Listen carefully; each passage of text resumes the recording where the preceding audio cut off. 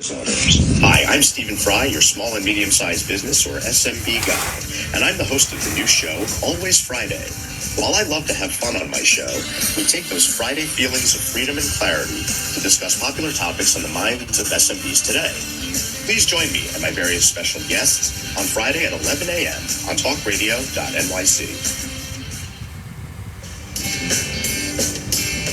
Hey everybody, it's Tommy D, the nonprofit sector connector, coming at you from my attic. Each week here on TalkRadio.NYC, I host the program Philanthropy in Focus. Nonprofits impact us each and every day, and it's my focus to help them amplify their message and tell their story. Listen each week at 10 a.m. Eastern Standard Time until 11 a.m. Eastern Standard Time, right here on TalkRadio.NYC. Are you a conscious co-creator? Are you on a quest to raise your vibration and your consciousness? I'm Sam Leibowitz, your conscious consultant, and on my show, The Conscious Consultant Hour, Awakening Humanity, we will touch upon all these topics and more. Listen live at our new time on Thursdays at 12 noon Eastern Time. That's The Conscious Consultant Hour, Awakening Humanity, Thursdays 12 noon on TalkRadio.NYC.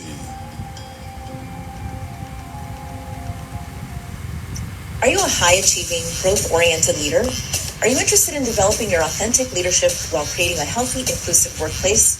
Hi, I'm Dr. Mira Brancu, host of The Hard Skills on TalkRadio.NYC at 5 p.m. Eastern on Tuesdays, where we discuss how leaders develop the hard skills needed to make a greater impact. We interview experts, have live coaching, and tackle these challenges. Listen to The Hard Skills on Tuesday at 5 p.m. Eastern on TalkRadio.NYC.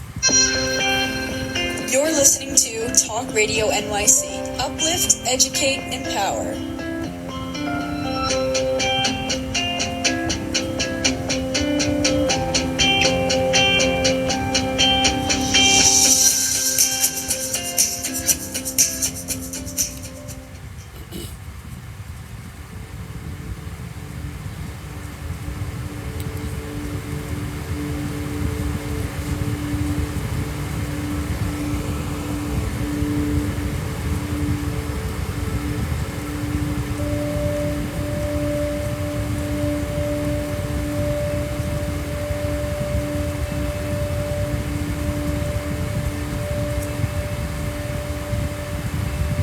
Welcome to my happy spot. This is Jack Thomas. The sound you just listened to is a tool that I use to calm my nerves. Who would have thought 40 years ago, being 18 years old, going out playing basketball, that 40 years later we'd need tools to calm our nerves? At the happy spot, we're striving every day to help business owners seek and find for their employees a happy zone. Today, we are lucky to have Dr. Donna.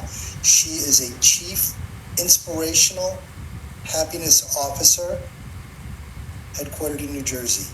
We have an acupuncturist, Shiva Greg Scroce, and then coming from LA, Jan Lucanis. He's the star of the show. Jan, we're going to get into it with him, but the goal here is to be the New York old school. How do we grow together? I have everybody here by a decade of age, and all of them have children, but we're going to share the wellness as we see it today, using our tools and sharing with other people. Step one, the doctor helped me write the remedy for mental wellness. If you have an employee, they're not feeling well, maybe you send them to a doctor, maybe you send them off into the universe. We have the remedy. It's written, it's what we've used in lieu of using medicine. We're not doctors here giving doctor advice. I'm just sharing the remedy that your employees can have for free for their own wellness. So let me hop in here and say, Dr. Donna, good afternoon. How are you today? Good afternoon. I'm phenomenal. And so coming over to the happy spot, and we've worked together professionally for half a dozen years, and what is a 30-second blip of your story that you'd want all of us to know in the world of who Dr. Donna is and how we get to serve together as a group? Absolutely. So my name is Dr. Rhoda Donna Flowers. I'm board certified in family medicine. One thing that I would love for people to know is that without wellness, nothing else works. So really, my goal is to show people what's possible in their lives by first focusing on the fundamental of being well. Being well in the mind, being well in the body, and being well in the spirit and in the finances. Thank you. And we have also joining us here today, Greg Scroce, an acupuncturist. Now, just to make a little joke about myself, growing up, I studied martial arts as a kid, and I got into martial arts because some kid touched me. I'll never forget Joey Alou. I don't know whatever happened to him, but he touched me, scared the heck out of me. So as a young kid growing up, if I got touched, I would just hit somebody. Greg was the first man I had touch me that I felt comfortable as a yogi, but his energy was right. So Greg is headquartered in Montclair, New Jersey, a dear friend and acupuncturist, and I'm proud to say a man I allowed touched me. Greg, what would you like to share today? Jack, I appreciate you. That's wonderful to hear. You know, wellness in general has evolved in my mind over the years. I got into this through yoga, actually, and was inspired by the master I study under in yoga to become an acupuncturist. So I've seen just more than I ever thought possible using means that are minimally invasive and more based on just decision making outside of even my presence and my goals make a big difference in people's lives. So I think just sharing that message of like people have more under their control than they realize, I think has been what's become very important for me to convey.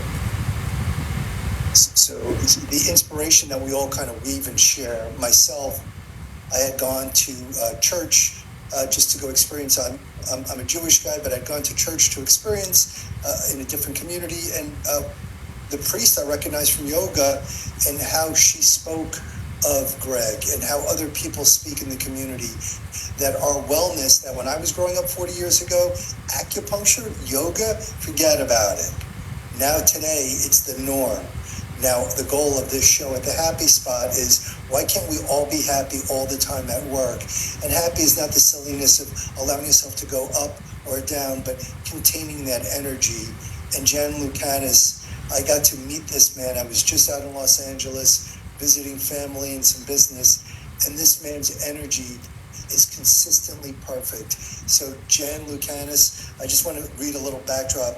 Excuse me here for one moment while I have to go down, because I would do him a disservice without reading it. So Jan Lucanis is a 3-time Tai Chi World Cup push hands grappling champion, former captain and coach of the U.S. Tai Chi push hands team, writer of the most downloaded martial arts comic book series called Justice for Hire, an award-winning filmmaker and entrepreneur. He is the founder of the cinematic social network ReelwUrld that uses visual storytelling as a method of personal development. Jan Lucanis, please give us your 30-second shout out of you so we could feel you. I mean, thank you for that, the introduction. Thank you guys. I'm sorry, I had you're muted, yep. There we go. Thank you so much for the intro. Thank you everybody for just being here. And I'm honored to be a part of this. You know, when Jack was telling me about your background, both of your backgrounds, and the intention for today to weave healing into infrastructures, and we're doing that in our own way through ReelwUrld. I grew up in a martial arts family, a Tai Chi Kung Fu family. My company, ReelwUrld, is the first cinematic social network where every video you post is part of a movie or show we're making together as a community. And our first show is Justice for Hire, where it's like this superhero cinematic universe that anybody can join the cast of right from their phone. Within this storyline, we are already, and we've been doing this for 5 years, training people. I start with Tai Chi. We do it online, we do it in person, we do events at Comic-Cons, we do events at film festivals, but we train people in slowing themselves down with breath work and visualization so that they can be more sensitive and aware of themselves and therefore be able to work with scene partners. And this is woven into the storyline, and so by progressing in this modality, you actually help to level up your character in certain ways. So I think there's a lot of crossover. You know, I like to give the analogy of what if Disney used Star Wars to teach people Tai Chi by, making Jedis real and allowing people to train as Jedis. Just these little opportunities within franchise storytelling, again, from the perspective of what we're doing with ReelwUrld, to me, entertainment is a gateway to people's hearts. Otherwise, I wouldn't be in entertainment. So I want to make sure that I can get into folks' hearts and minds and say, hey guys, like, here are the things that have helped me so much growing up in life and have been, from the oldest cultures on earth, have helped us to refine our humanity and become better within ourselves so that we can actually make society better. And it's happened over and over again. And I think that, to Jack's point earlier, when I was a kid, it was still kind of unheard of. Yoga, what? Like meditation, huh? And now people get it. So I'm going to interject right there. Please. So while he says yoga, then he's so young looking, it's so difficult to tell. Graduate NYU Film School. What year did you graduate out of NYU Film School? I graduated 2005. Right. So the energy level and the looks in those pieces today, right, in your world, what is one thing that our community could do for you while you're navigating into your business world as you're growing your business? What can we do to help this movement? Oh, I really appreciate that. Well, first of all, if you want to just be a part of the show and have fun, you can join for free right on justiceforhire.app. And you can learn all about what we're doing as a community. We have a global community, 80,000 people worldwide as a part of what we're doing for Justice for Hire.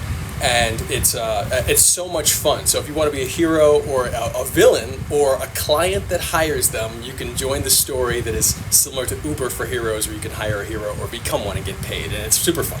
So that's the show, Justice for Hire. If you want to support the company and ReelwUrld, right now we have like a week and a half left on WeFunder. We're doing our first equity crowdfunding campaign, and community ownership is a huge part of our spirit. So we want people to feel ownership not only in their characters, but also knowing that they can own part of the company. And we're doing our first raise. So if anyone would like to join that round, that's wefunder.com/ReelwUrld, ReelwUrld. And you can become an owner in the company. And we'll do a nice webinar next week too to let everybody know more about what we're doing. But every day I'm on social talking about this, and I'm always available to for questions, etc. on Jan's Tai Chi, everywhere else too. So we were so fortunate that we were connected years ago through Zoom, through technology.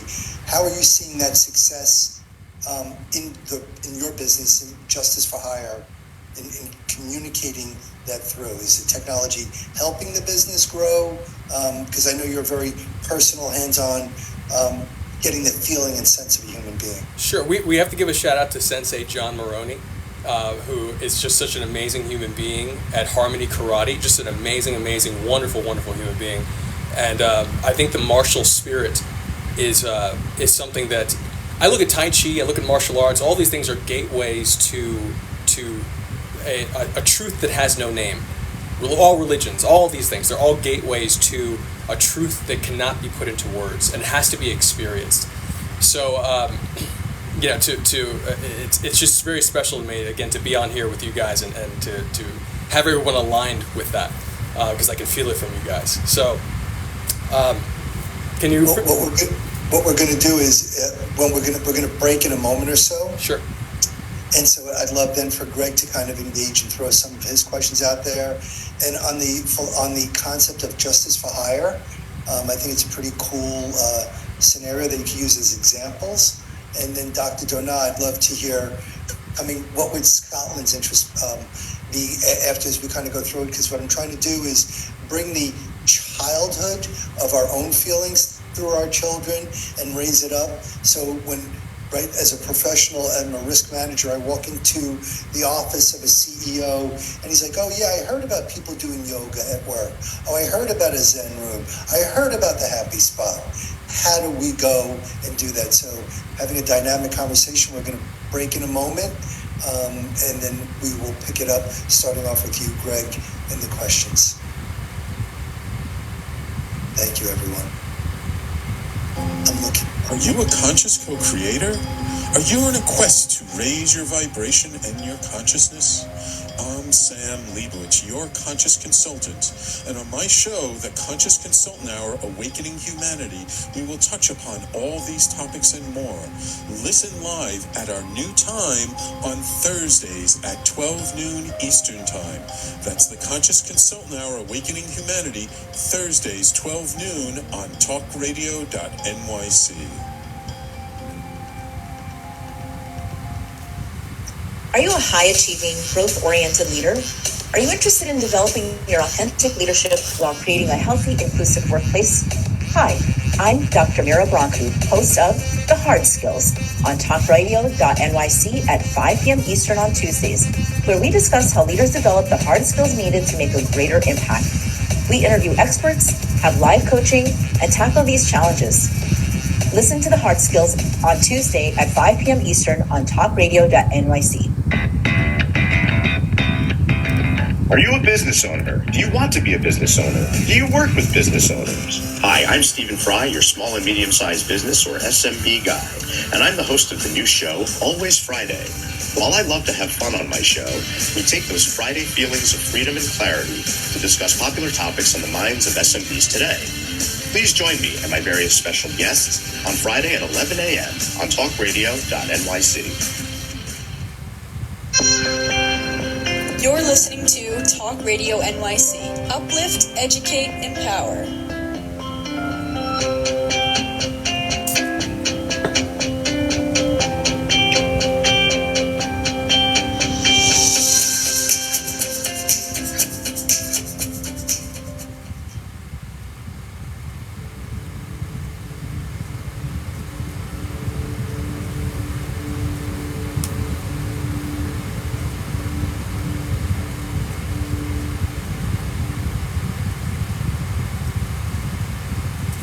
Well, Jan, thank you so much for really bringing us into your world and getting started. We're going to dive in a little deeper, and Greg, if you'll start off, and if you can see, Jan is wearing his shirt, JFH, which is Justice for Hire, and Greg, the floor is yours. Yeah, it was just one of your comments was struck me in a good way. This yantra above my head actually is it's the symbol of my yoga lineage. It's probably a little hard to see, but it's a singular point in the center with the flower of life coming out of it, and all the different faith traditions in each petal of the flower. And so, like you were saying, all these different, whether it's Tai Chi, whether it's yoga, whether it's just allopathic medicine, they're all kind of pointing to that same truth, And so I love the idea of bringing together people who have these different skill sets and finding the common ground and offering whatever tool is beneficial to the individual person as the thing that they're able to use, right? Because there's really no right or wrong, this is the best or that's the best. In Eastern medicine especially, we see every person as an individual in every situation, from moment to moment, individual and unique. So to be able to address it with a varied toolkit is a really wonderful thing. And so it's, your the app that you're using and the project that you're working on is so participatory as well. I like where you're going with all this, and I'm just curious to see how you've integrated your knowledge of Tai Chi growing up in a martial family. You mentioned, I was curious about what that was like. Yeah, what are the things that you've seen, and what are the things you have people doing so far as a part of your initiative here? Thank you. You said so much that I want to touch on. I want to answer the question, of course, because Jack and I had a great conversation yesterday about Sanatana Dharma.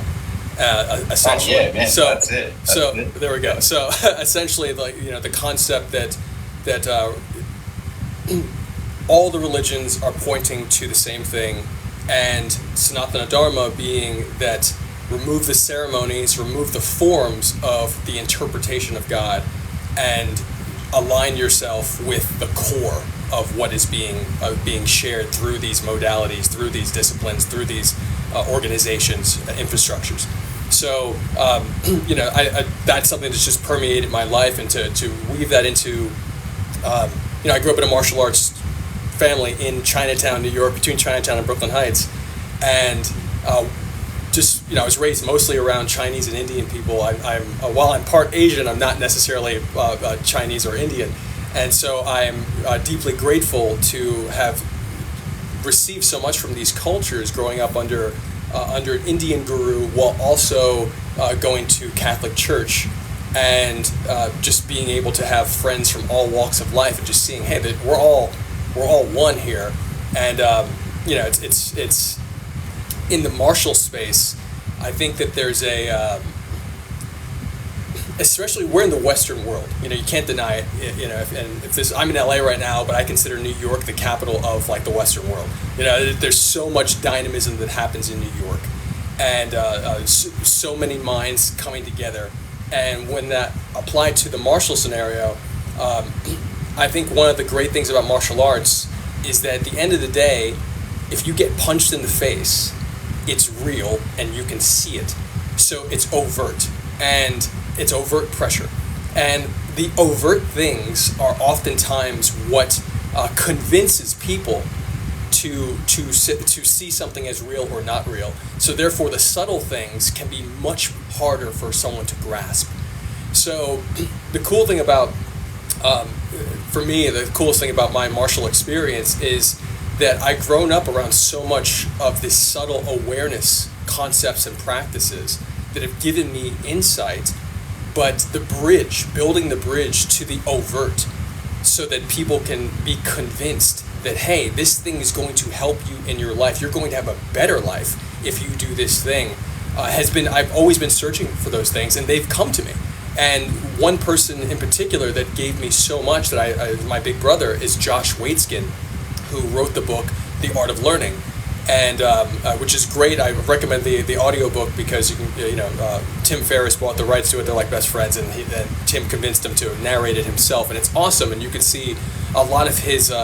He was a child chess prodigy that the movie Searching for Bobby Fischer was based on, and he grew up to be a martial arts world champion in the sport of Tai Chi push hands and the first black belt under Brazilian Jiu-Jitsu prodigy Marcelo Garcia. So Josh, I would, a lot of people in my life I grew up seeing before I met, meaning I would get visualizations of them. I would just download and see, oh, there's this person coming into my life. I grew up with a lot of like psychic grandmas and stuff like that. So I'm like, oh, I wonder who this person is who I'm going to meet. He's dressed in all black and he's got this thing going. Who's this guy? And then when I was 22, my dad calls me. He's like, hey, some guy. We're shooting my Justice for Hire senior thesis for my NYU film school, final project. And my dad calls me up while I'm on set. He's like, some guy named Josh just came and beat up our whole martial arts school in Chinatown. I'm like, what? Who is this guy? Where's he gonna be? And so he's like gonna be at this tournament in the International Chinese Martial Arts Championship in Orlando. I'm like, we're gonna be there. So I went there to fight Josh, and I was blown away that this guy who's 8 years older than me was beating all the seniors, all the masters, going around just taking down all the folks who considered themselves masters in Tai Chi, because he had something that they didn't have, which is he was a prodigy at pattern recognition, and he applied pattern recognition to Tai Chi, and therefore he was able to progress far beyond people who had spent more years training than him. So he had a formula that he gave to me that's like, hey Jen, this is how you progress quickly. He's like, you take anything, you break it into 3 parts, you train each one of those parts individually, and then you put it back together, and now you've mastered it, and that's the formula for mastery. And I was like, oh, huh. And sure enough, that's how he ran all the coaching. Like, my dad and I fought him at the tournament. They beat us, of course. We got recruited onto the U.S. team. We got our asses beat for 3 months straight, every single day. Well, 4 days a week, and then my dad and I were still training outside of that. And we, went to our first World Cup with Josh and that U.S. team. And we got a supercharged experience in making these modalities real, putting them under pressure, because if they can't perform under pressure, they can't perform and that means you can't perform repeatably. And if you can't perform repeatably, you can't make it competition worthy. So if you can't do it over and over again on command, you can't do it in under pressure in a competition. And life, to a certain extent, is a competition. And I don't say that in like a destructive way, because there's a destructive way to view that. I mean that as we're pushing each other to make ourselves better. When someone does something great, I want to go even higher. And I always want to raise the bar so that I can contribute to humanity. So I look at competition as a great litmus test for these modalities. And if your modality is not allowing you to withstand great pressure, whether that's emotional pressure or the intensity of your environment, then you have to question your practice and upgrade it. That's my perspective. Jen, your energy, your consistency, and your flow is extremely dynamic. Thank you. Dr. Dona, what is something that you would like to inquire through the flow? And I know there's at least 6 subjects in there that you and I have gone down those roads before, so please feel free to pick the couple that you enjoy to engage in this conversation. Yeah, thank you for that share, Jan. There's so much to unpack there, but I like the last piece that you said. Actually, I started writing it down. If you're unable to withstand the pressure, right? It doesn't become repeatable. The same comes for wellness, right? So a lot of people are going out.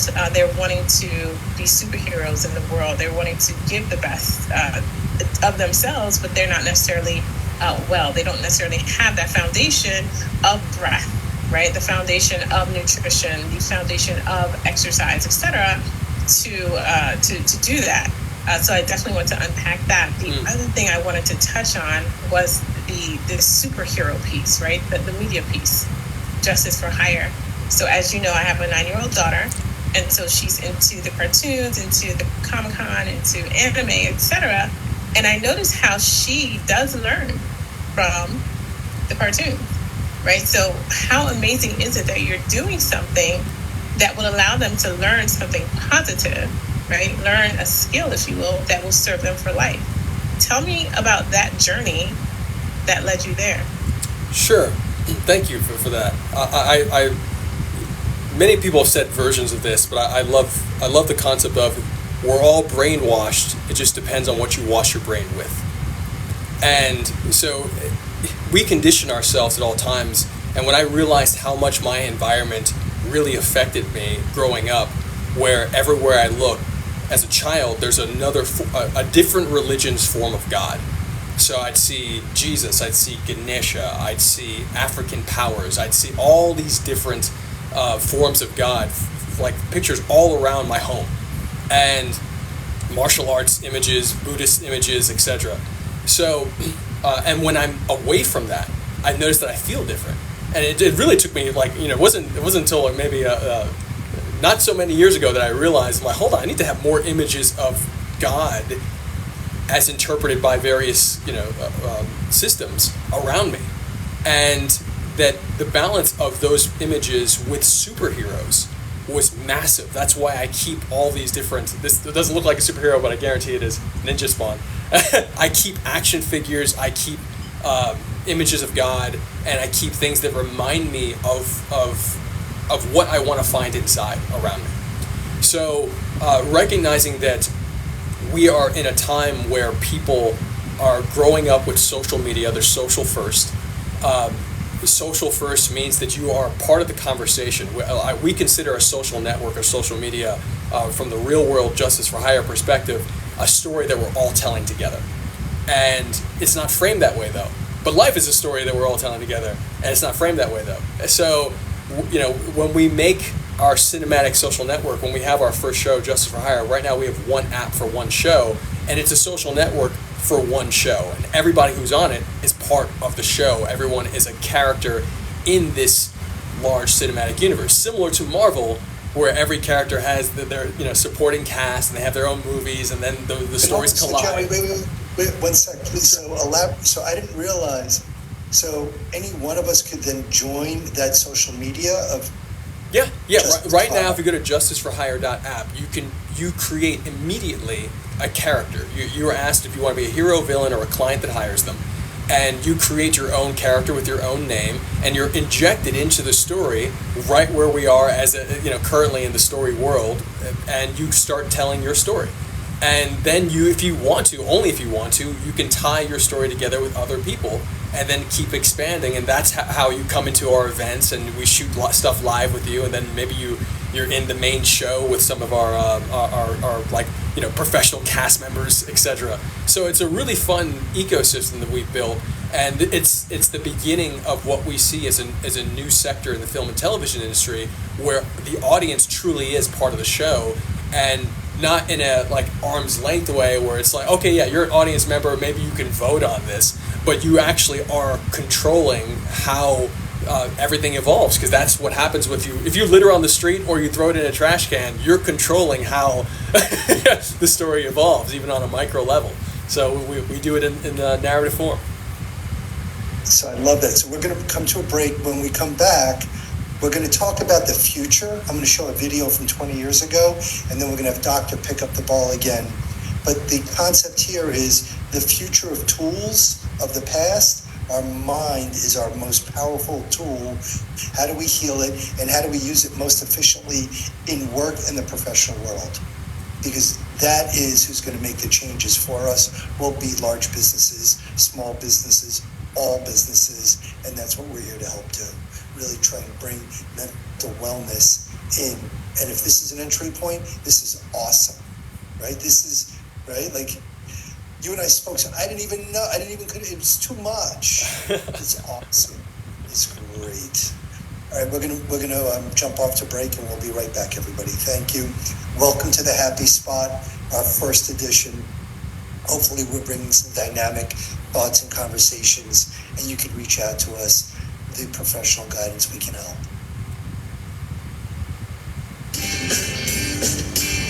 Hey everybody, it's Tommy D, the nonprofit sector connector, coming at you from my attic. Each week here on TalkRadio.NYC, I host a program, Philanthropy in Focus. Nonprofits impact us each and every day, and it's my focus to help them amplify their message and tell their story.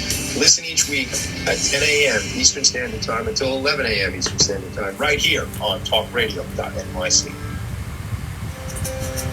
Were you an essential worker during the pandemic? If you needed to learn stages of epilepsy, did you depend on advocates? Did you use new innovations to cope with mental and neurological issues? Maintaining high quality of life and keeping good mental health are what we all strive for. I'm Frank R. Harrison, host of Frank About Health, and each week top healthcare influencers, professionals, and innovators answer these questions and more. Stay tuned on Thursdays at 5 p.m. on TalkRadio.NYC, and I will continue to be frank about health with all of you. Are you a business owner? Do you want to be a business owner? Do you work with business owners? Hi, I'm Stephen Fry, your small and medium-sized business, or SMB guy, and I'm the host of the new show, Always Friday. While I love to have fun on Friday feelings of freedom and clarity to discuss popular topics on the minds of SMBs today. Please join me and my various special guests on Friday at 11 a.m. on TalkRadio.NYC. You're listening to Talk Radio NYC at www.talkradio.nyc. Now broadcasting 24 hours a day.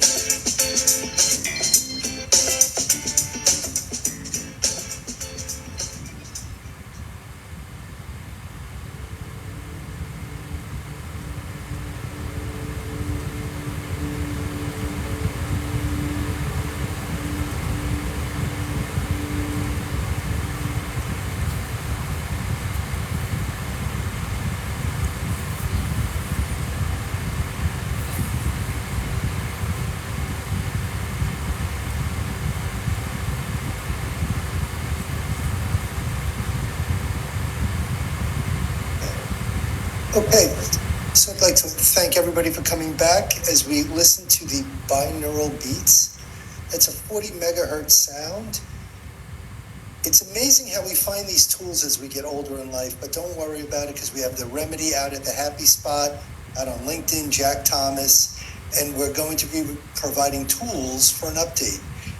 That's where this conversation is going to go to, because 20 years ago, I was approached by some people in New York City. I was an advisor for different schools and bringing tools into the industry. So I had the good fortune of Emily Schulman, my VA, was able to cut open this cut up this tape, and I'm going to share it. And this is from 20 years ago. And it's about tools. I have a question. Was it a tape at first? It was a total VCR. Oh my gosh. This was total CD. Wow. This was a VCR broken down to a CD. Now the two guys that we're going to see, can you see them on the video here? Yes. All right, so at the time, I was the big shot in the automotive world in New York because I sold to every borough and knew every different community. So I was a director of an association. These two guys became my partner. This is a 2-minute little blip, just to give a little flavor of the history of what was 20 years ago from my professional life and coming in here where we are today. It sure went fast. While we were thinking about the first show, Nick and I felt that we should have somebody on the show who has knowledge from a different point of view. And our guest tonight has that exact knowledge. His name is Larry Moskowitz, and his grandfather started A&M Automotive in 1952. In 1987, he graduated from the University of Maryland, and he then joined the family business with his dad, Alan. Alan, I hope you're watching. I hope you feel better. His automotive background started with a training facility in California. He is constantly updating his training with automotive repair experience in the industry. He's on the board of directors of the New York Auto Body Association, which is one of the largest associations in the East Coast. And he's also a technical advisor for Apex Technical Schools in Manhattan and the Brooklyn Automotive High School in Brooklyn. Welcome to our show, Larry. It's an honor to have you. Thank you, Walter. I appreciate it. Thank you, Nick. Being here tonight is really an honor to be here with you gentlemen, because I know the two of you are looking out to take that into the school, spend some time with the instructors. The instructors work with the students. And in the future, all those students are going to be working in our industry. What I'm hoping to do is to make sure it rolls perfectly. Great. Larry, I have to be quick about this. Thank you very much for being on the show. You were really great, and I really appreciate it. So for me here, when I heard that as I was going through the tape, in the future, I remember doing that the other day. I remember meeting Walter in New York. I remember meeting Nikki. Never in a million years did I ever think we were going to do what we did at the time. And it was revolutionary. We were doing consulting in the auto body world in New York. They had a TV show, cable as it was, but nobody was doing it. But it was tools of the communication. So now I fast forward and I have spent some time over in Europe with the happiness movement. I was in Portugal last year. I got to be part with Madalena Carey, who is just a super influential professional at the World Happiness Movement. They had 8,000 professionals. And the joke is, right, we're from New York and New Jersey. We're never happy. Everybody's miserable. And I say it a little tongue-in-cheek, but the reality is we are happy here, right? Now, how can we do a better job of it to be consistent coming through? Because the speed of technology. So our future is today. It's our brains. And I take it upon being in the latter year of my 50s that if I can't have professionals like yourselves, right, bringing this information to our kids, then how do we ever fix society? And that's what makes New York and New Jersey who we are. We are in that close-knit community. We're put in there all the time. And as you've experienced being out in LA, close-knit community, but it's the wealth, the oral wealth of this family office that we're building out that we get to exchange. So Dr. Dona, I want to hand the floor back to you because you only got it one question in and I felt like you had some more thoughts in that, please. No, absolutely. Thank you for this wonderful opportunity. So you said so much that I can unpack. The first is the oral tradition.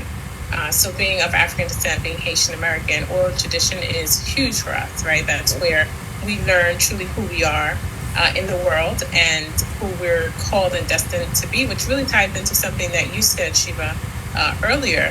There's one truth, right? And it's really that becoming the greatest version of yourself.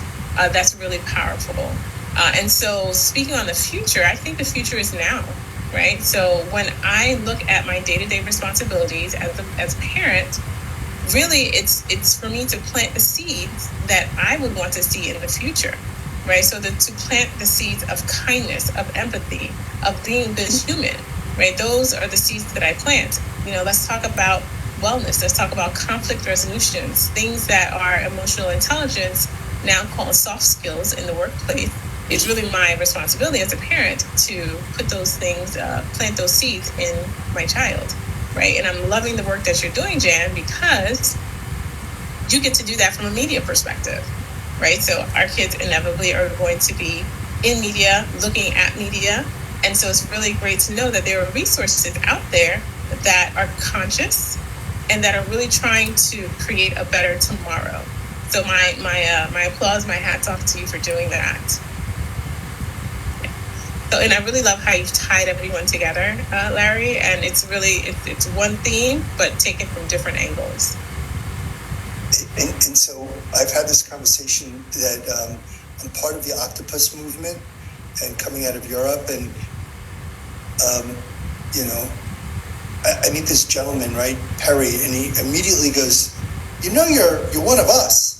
And I'm like, what is that? He goes, you're neurodiverse. Now, my son has a degree in this. I've heard these words. But when you hear it from a counterpart, your peer, and then you get into the conversation, my generation, right, we just went to work, took care of the family.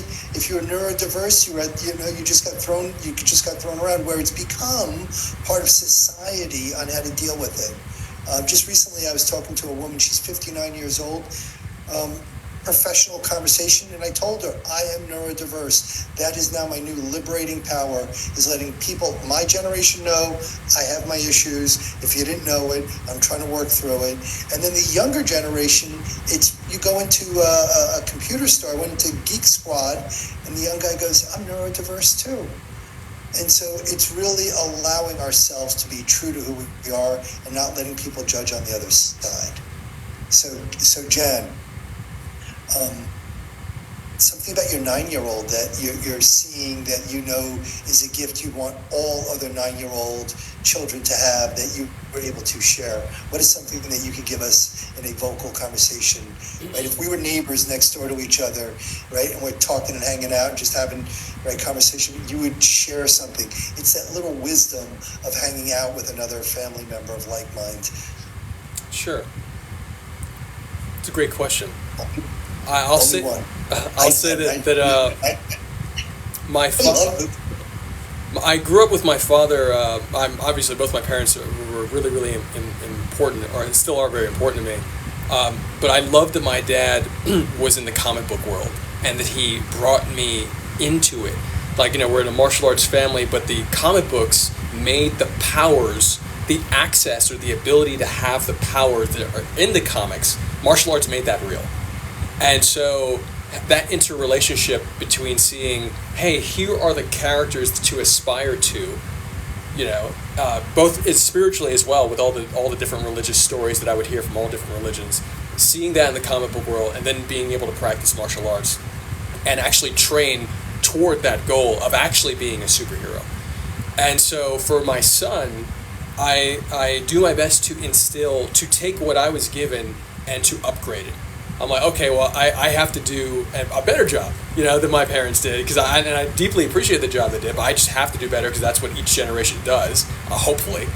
And so I'm like, okay, well, how can I make sure that this guy is surrounded by the most empowering ideas possible? How can I be an example, live those ideas out?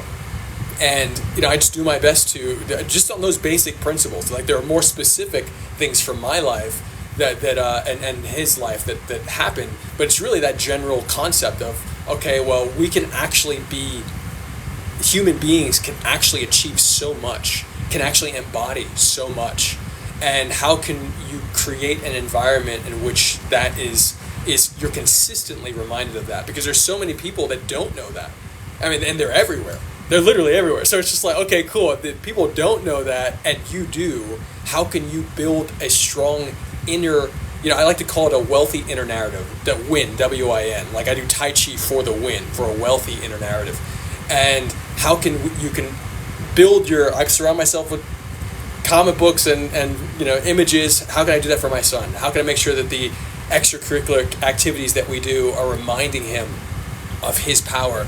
And how do I instill the principles, like the basic human values within him, and show him from a lateral thinking perspective, meaning that, hey, here's the human value, here it is applied to this experience that you just had in your life today. Here it is applied to the sport or to the story we just read. And story is a vehicle for these principles as well. So how do I make sure he's consuming those stories rather than noise? Loving it. So thank you. So when we come back, I'm going to touch upon values. We're going to have a break in a moment. You brought that up, and that was the key thing, and it's the shared values. And then also from a generational family office concept, Greg, I'm going to ask you to speak about being first generation of family coming over here, and then the pride you take in helping with your daughter, and the shared values. And that's where I'm going to come back in that conversation just in a moment. Jan, again, thank you so much. Dr. Donar, thank you. We're going to go to break for a moment, and then we're going to have our value conversation as entrepreneurs. We are entrepreneurs around the world because we focus local, but we can scale global.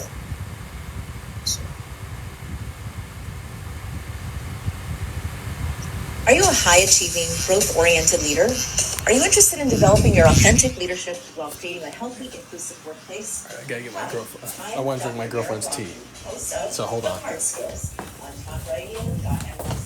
Hey, I want to drink your tea. Can I drink your tea?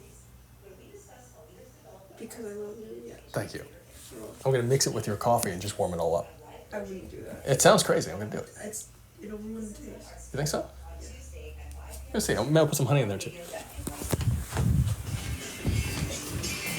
Hey everybody, it's Tommy D, the nonprofit. So I'm mixing, taking a little break from this radio show. I'm gonna mix.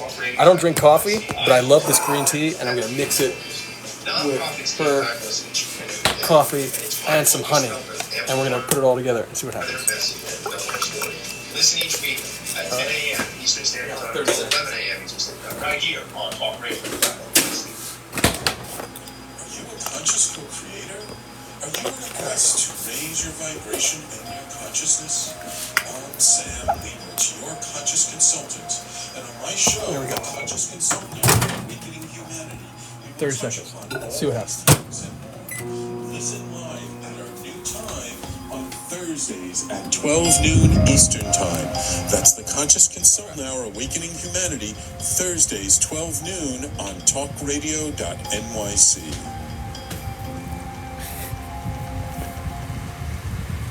You're listening to Talk Radio NYC at www.talkradio.nyc.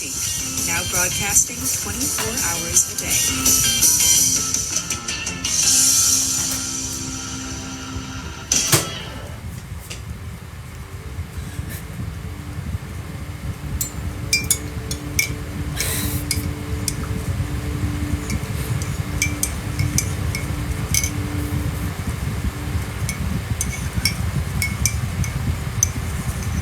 All right, everyone, thank you.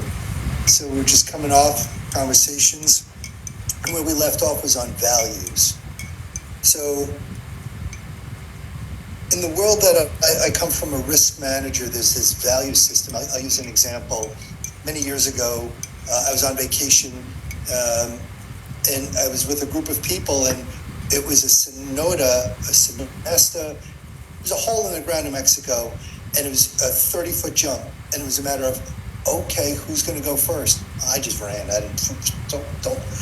And oh my God! It was like, but to me, it didn't matter. My risk knew I was comfortable jumping 30 feet and landing in the water. What was my value? How did I get there? Well, that's the life that we're living today, because we're all on top of each other and our values, and how do we establish them? It's usually done through communication.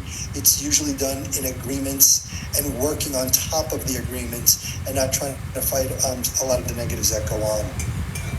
So when people say value, they establish it based off of a rule or a metric or something they know. We are living in a world today we all know that we've never thought we would experience. So I'm going to give you an example of something that we never thought could be or where it came from. And so I know, Jen, I asked the question the other day, Greg, Dr. Donat, if I say the number 911, what do you think of? Emergency dispatch services. Perfect. Greg? Exactly. Ambulance is on the way, something. Perfect, right? And so we've been trained to think that. Now, some people can go 911, 911. Notice they're both New York, right? Just saying. Where did 911 come from? The phone number. Where did it come from and when? What was the inspiration? New York City, 1964. So, as crazy as it sounds, it was an article in the New York Post the other day.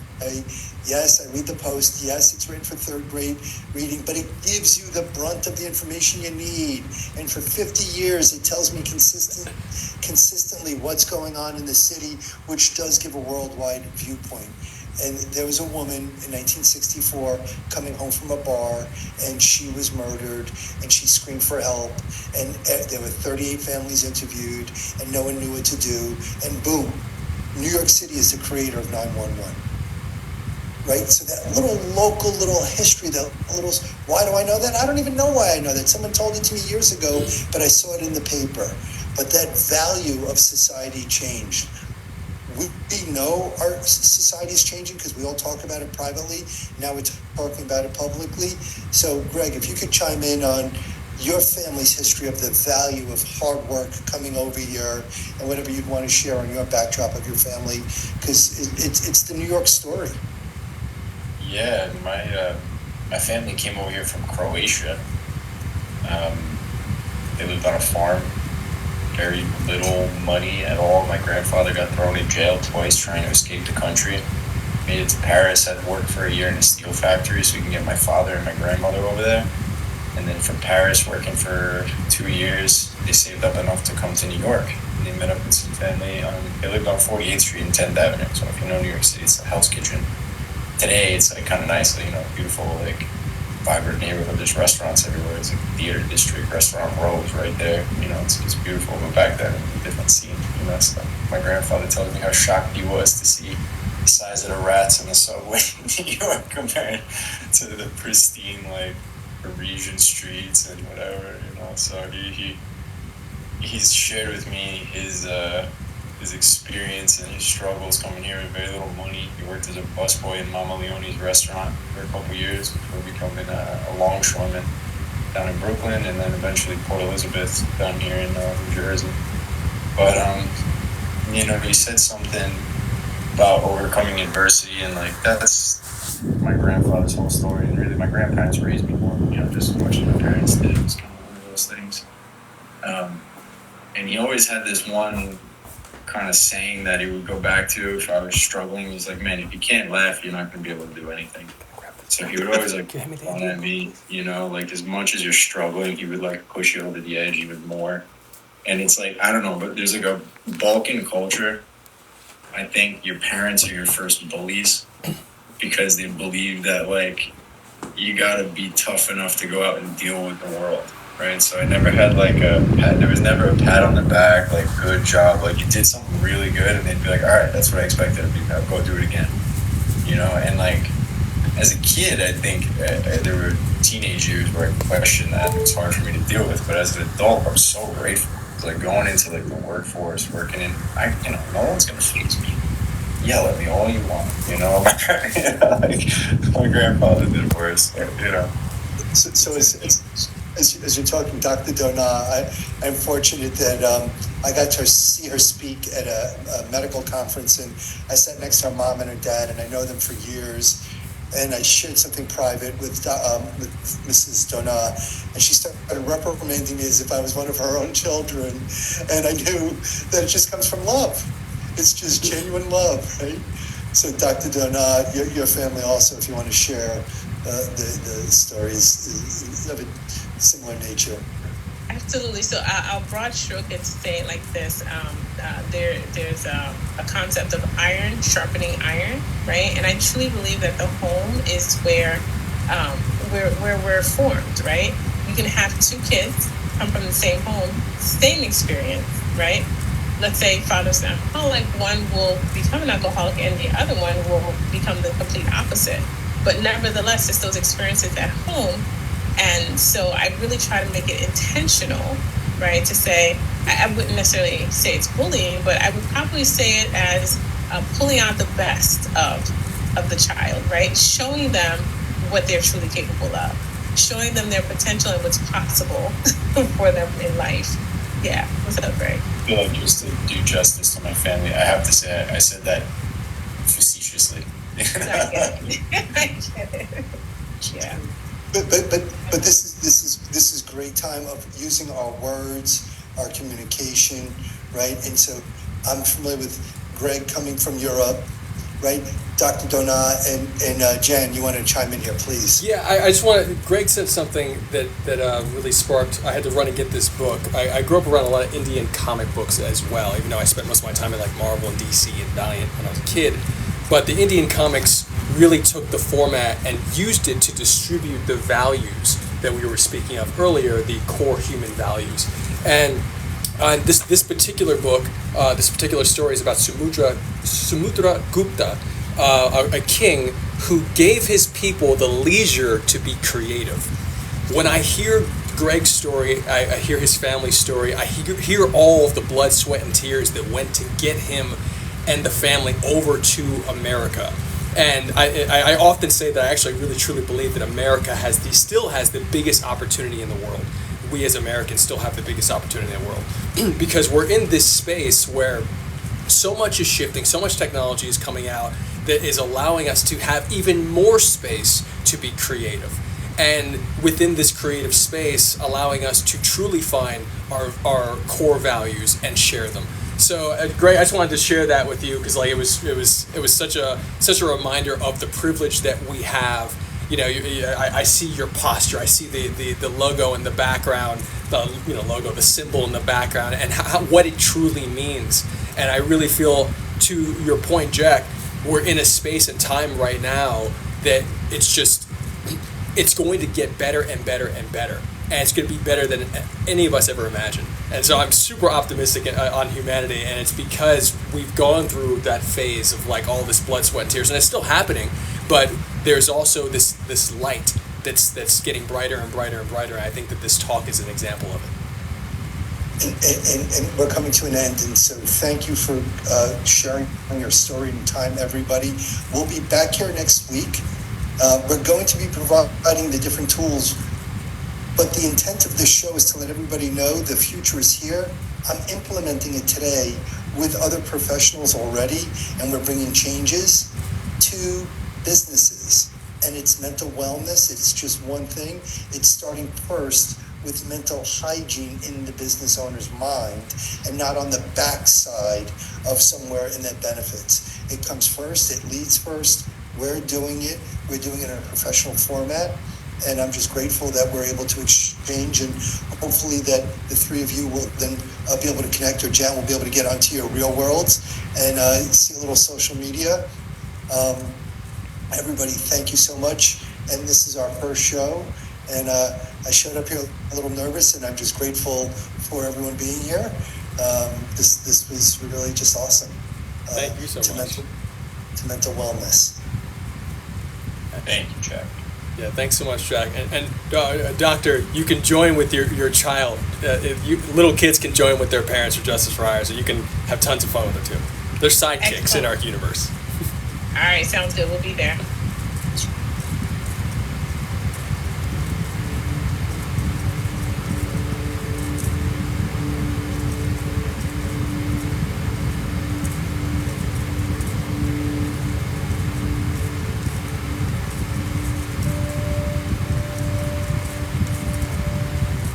So the show is ending now.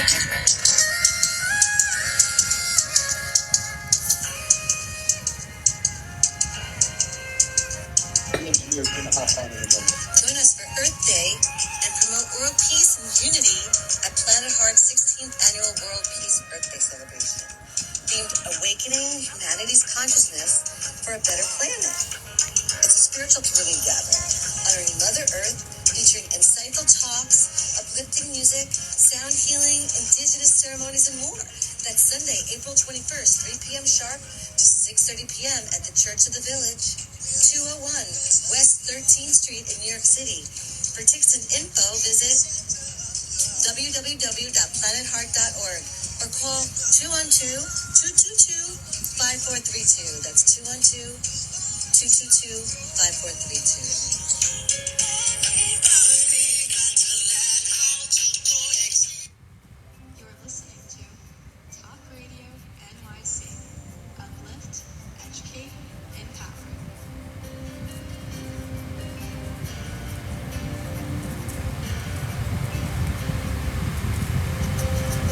Were you an essential worker during the pandemic?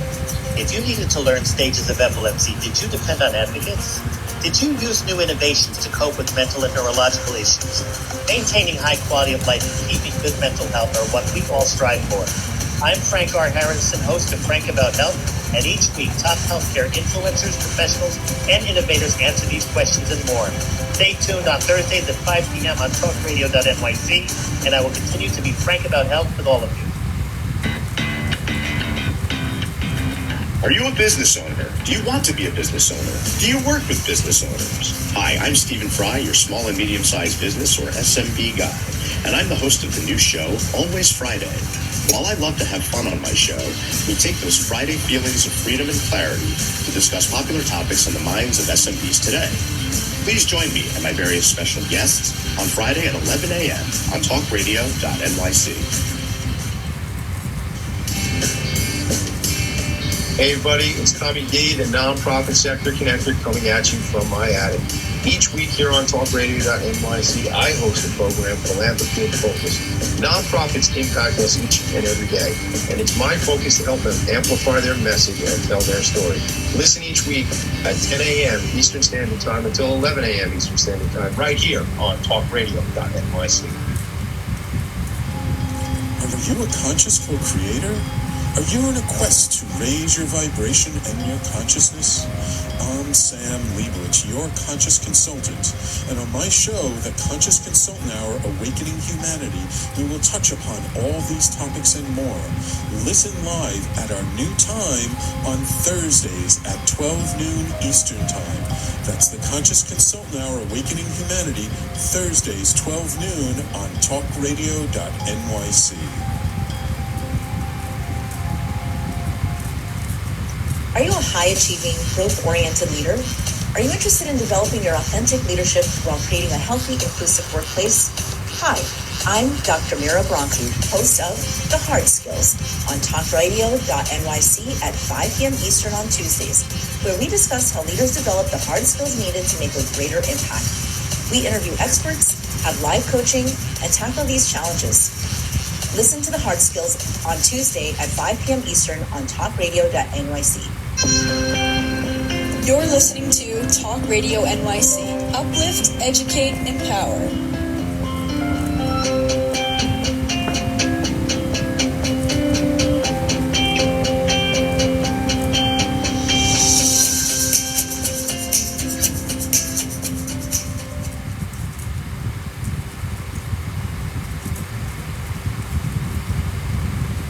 All right, we are good. You are all free to unmute now. Hey, Logan. Thank you so much. Hello. Yeah, no problem. So, thank you for your guidance. Anything that you could share with them that they want to find their information and track? Okay. So, how I typically go about the post-production process for this is the following Monday after a show airs, I'll be doing the post-production and putting it out to the Talk Radio NYC website, and once you have 4 episodes in a backlog, Jack, we'll start putting them out to the podcasting platforms. Got it. So a month from today, you'll be on Apple Music, Google Play, Spotify, Pandora, iHeartRadio, all those podcasting places. And if Jan wanted it earlier, if he wanted, because he's on a marketing campaign Is there something that we could give him now? Yes, those 5 links I put in the chat at the very beginning when Got the 'em stream all. started. Got them all. Thank you. Those 5 links are to the Twitter, Twitch, Facebook, YouTube, and LinkedIn videos. Thank you so much. Perfect. Yep. Great. And so, Dr. Donat, do you have those also for yourself? I do, yes, thank you. Great. And I don't. Logan, if you could send it to me in an email, would be great for me. You got it. And Greg, I know you're working with that woman. You're going to start building out your marketing. These are pieces we'll be